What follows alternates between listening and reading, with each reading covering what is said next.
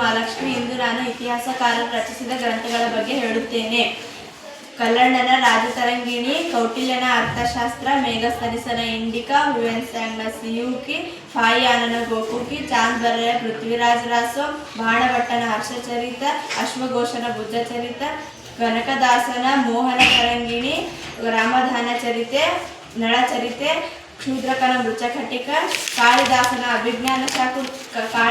ನಾಟಕ ಅಭಿಜ್ಞಾನ ಶಾಕುಂತಲ, ಹರ್ಷವರ್ಧನನ ಪ್ರಿಯದರ್ಶಿನಿ, ನಾಗನಂದ ರತ್ನಾವಳಿ, ಅಮರಸಿಂಹನ ಅಮರಕೋಶ, ವಿಷ್ಣುವರ್ಧನನ ಪಂಚತಂತ್ರ, ಜಯದೇವನ ಗೀತಗೋವಿಂದ, ಜಯಸಿಯ ಪದ್ಮಾವತ್, ಕುಮಾರವ್ಯಾಸನ ಕರ್ನಾಟಕ ಭಾರತ ಕಥಾಮಂಜರಿ, ಚರಕನ ಚರಕ ಸಂಹಿತೆ, ವರಹಮಿಹಿರನ ಪಂಚಸಿದ್ಧಿಕ, ಕೃಷ್ಣದೇವರಾಯನ ಅಮುಕ್ತ ಮೌಲ್ಯ, ಚಂಬಾವತಿ ಕಲ್ಯಾಣ, ಅಬ್ದುಲ್ ಫಜಲ್ನ ಅಕ್ಬರಿನಾಮ, ಕುಮಾರ ವಾಲ್ಮೀಕಿಯ ತೋರವೆ ರಾಮಾಯಣ, ತುಳಸಿದಾಸರ